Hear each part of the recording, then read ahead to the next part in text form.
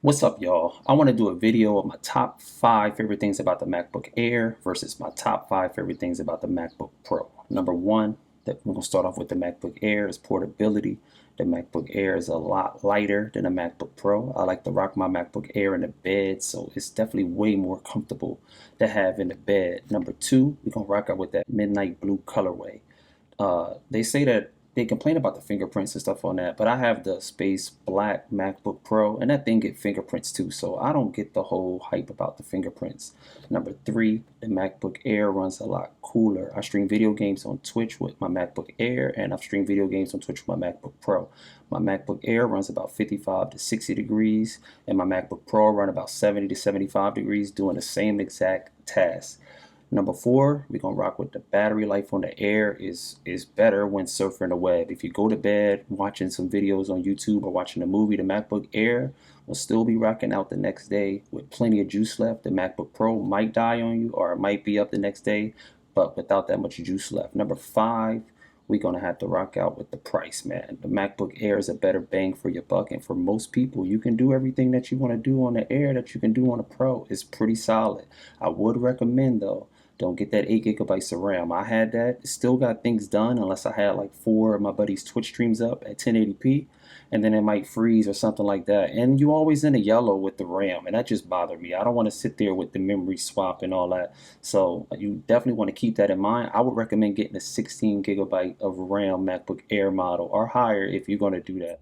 All right, now it's time for my top 5 things about the MacBook Pro.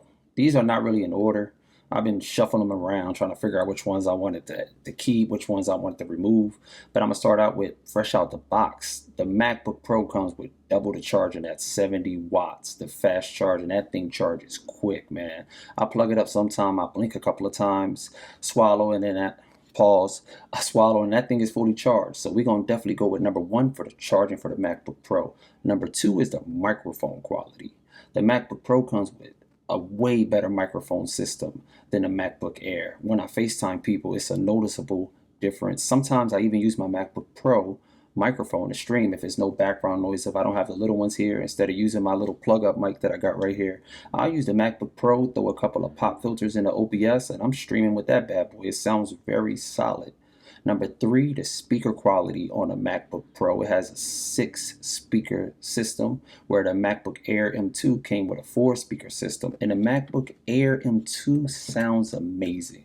When I was consuming content, I never had to turn it all the way up and it sounded great. But then you go to the MacBook Pro, it sounds insane. It sounds like the speakers are all around the room. I'm like, what is going on? At first I was like, who else playing something in the other room? But that was me. Number four is the ports. The MacBook Air come with 2 Thunderbolt ports, and MagSafe. The MacBook Pro come with 3 Thunderbolt ports, US or a HDMI slot, and a SD slot. So if you need to plug up a bunch of things and don't want to have a dongle, the MacBook Pro does offer more slots. And number five, the screen is just better on the Pro.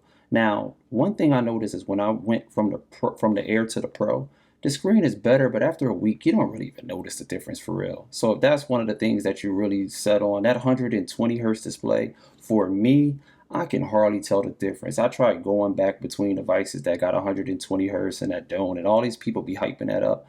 I can't tell the difference, so maybe it's just me. But that's really it. I wanted to just do a quick, straight to the point video. I don't want to waste nobody's time, and I'm out.